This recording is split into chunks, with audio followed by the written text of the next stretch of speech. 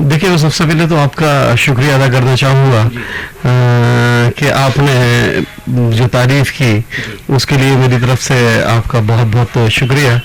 देखिए, बीजेपी की एक ख़ास बात, सबसे जो ख़ास बात है वो ये रही है कि 130 करोड़ अवाम की बीजेपी ने बात करी है, और ना कि बात करी, उस पर उसको पूरी तरह से अमली जामा पहनाया है। और जिस तरह से इस कोरोना के टाइम में, इस महामारी के टाइम में हम बात करें कि बीजेपी की लीडरशिप के साथ साथ बीजेपी के जो कार्यकर्ता हैं उन्होंने भी बेइंतहा मेहनत की है। लोगों के घरों तक उन्होंने राशन और ये जितनी भी जरूरियात की चीज थी वो तमाम फराहम कराई हैं। जहाँ जिसको मेडिकल की जरूरत थी वो मेडिकल करा, और जो बेघर थे, जो प्रवासी थे हमारे यहाँ रुक गए थे इस दौर में, इस महामारी के दौर में, उनको पूरी तरह से दोनों टाइम खाना, सुबह का नाश्ता भी बाकायदा प्रोवाइड किया। तो इसके लिए बहुत बहुत मैं बीजेपी की लीडरशिप का मैं दिल से शुक्रिया अदा करता हूँ, धन्यवाद देता हूँ। और जहाँ तक सवाल है बीजेपी का, तो बीजेपी में आप एक चीज देखेंगे कि सबका साथ सबका विकास वाला जो प्रधानमंत्री जी का हमारे नारा था, उस नारे को बिल्कुल लोगों ने पूरी तरह से उस पर विश्वास किया है, और आज भी उस नारे को लेकर हमारे प्रधानमंत्री इस देश में काम कर रहे हैं, और इसी के साथ इस नारे को अमली जामा पहना रहे हैं। बिल्कुल सच्चाई है आपकी गुफ्तगू में, बिल्कुल सच्चाई है, हकीकत आपने बयान की है। और मैं समझता हूँ कि खुशी की बात है कि मुसलमान बहुत ज़्यादा जुड़ रहे हैं इस वक्त बीजेपी से, मुसलमान बहुत ज़्यादा जुड़ रहे हैं और बीजेपी की तरफ आ रहे हैं, और उनकी ये तमन्ना है कि बीजेपी इंशाल्लाह के ऐसा कारनामा अंजाम देगी जो देशवासियों को उससे फ़ायदा पहुँचेगा। तो हाफिज़ साहब, इस पर क्या कहना चाहेंगे आप? देखिए, इससे पहले जितनी भी सरकारें आई, इस सरकार से पहले, मोदी सरकार से पहले जितनी भी सरकारें आई, उन सरकारों में मुस्लिम समाज की अगर हम बात करें तो उनका सिर्फ और सिर्फ वोट लिया, उनके लिए पिछले तकरीबन 65 सालों के अंदर कहीं कुछ नहीं किया। और जब मुसलमानों ने देखा कि आज 6 साल इस सरकार को बने हुए हो गए, और ये क्योंकि सबकी तरक्की और सबको साथ लेकर चलने की बात ही नहीं कर रही बल्कि साथ लेकर चल रही है, तो आप एक चीज और नोट करेंगे इस सरकार में कि इससे पहले कभी जितने मुस्लिम दानिशवरान हैं और जितने इस बार आईपीएस और आईएएस आईएफएस जितने निकल रहे हैं, इससे पहले किसी और दूसरी सरकार के अंदर इतने आईएएस आईपीएस और आईएफएस हाफिज साहब माशाल्लाह पढ़े लिखे, आप एक दानिश्वर हैं, माशाल्लाह पढ़े लिखे हैं, आप हाफिज कुरान तो आप माशाल्लाह हैं।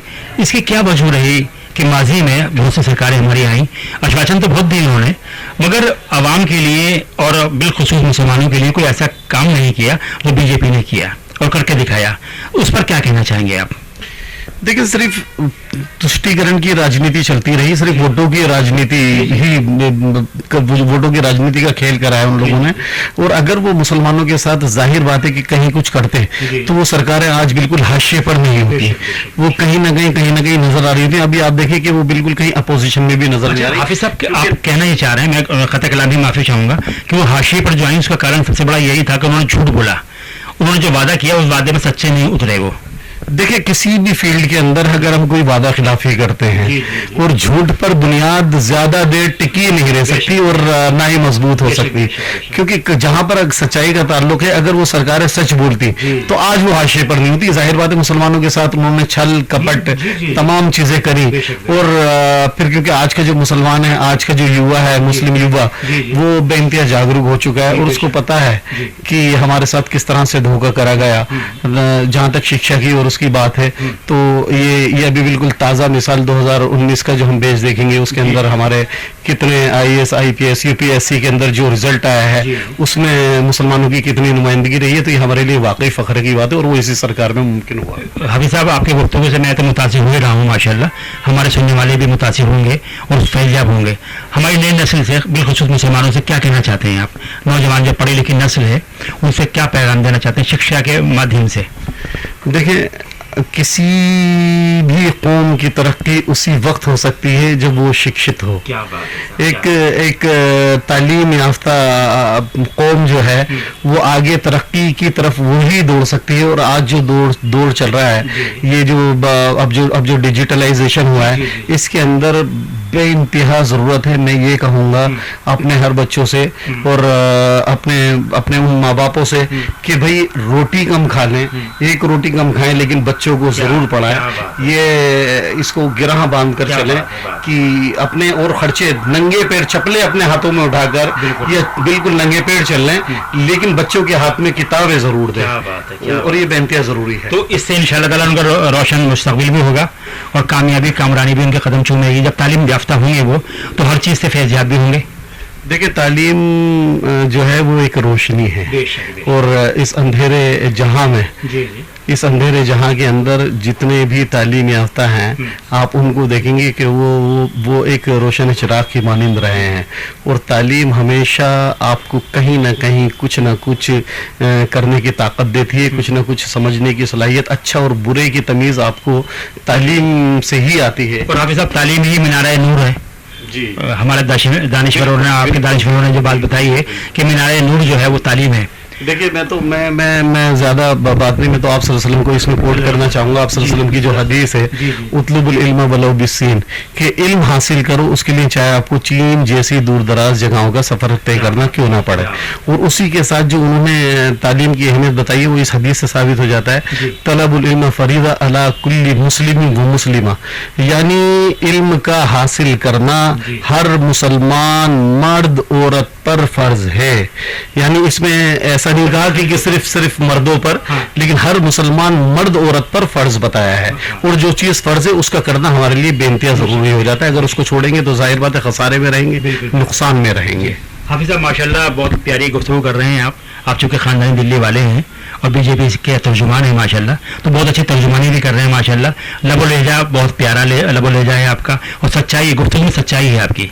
अच्छा, ये बताइएगा कि इस वक्त हमारी बीजेपी के अंदर मुसलमानों के तहीं कैसी उनके अंदर जज्बात हैं? यानी कि पहले तो थोड़ा सा दूरी थी, माफ कीजिएगा, दूरी थी, मगर अब को नजदीकियां बढ़ रही हैं। आप क्या महसूस कर रहे हैं? देखिए ये जो आपने कहा इसमें कोई माफी वाली बात नहीं है, बिल्कुल ये सच्चाई है और हकीकत है। इससे जर्रा बराबर भी इनकार नहीं। पहले मुसलमान बीजेपी से परहेज करा करता था, लेकिन अब जैसे मुसलमान बीजेपी की नीतियों को देख रहा है, और अभी सरकार आज ये दूसरा टर्म स्टार्ट हो चुका है सरकार का, और उसके दूसरे साल के अंदर इंटर कर चुके हैं, यानी तकरीबन 7 साल होने वाले इस सरकार को बने हुए।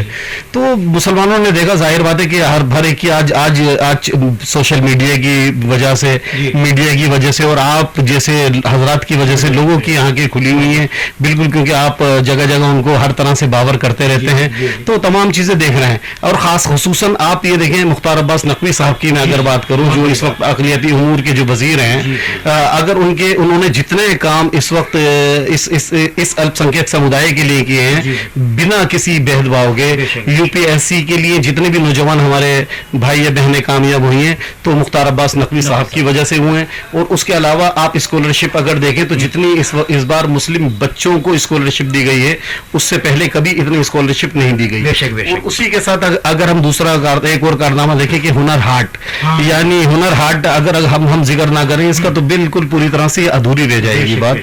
हुनर हाट के जरिए जो हमारे दस्तकार थे, शिल्पकार थे, और जो हमारे खानसामे थे, जो हुनर उनका पूरी तरह से दब गया था और बिल्कुल खत्म हो गया था, उसको मुख्तार अब्बास नकवी साहब ने हुनर हाट के जरिए उनको एक बहुत बड़ा प्लेटफॉर्म दिया और बहुत बेहतरीन प्लेटफॉर्म दिया। उस हुनर के अंदर नई रूह फूकी, जिसकी वजह से आज ये हमारे जितने भी हुनर के उस्ताद हैं, आज ये दोबारा से इन्होंने अपने अंदर नई जान महसूस की।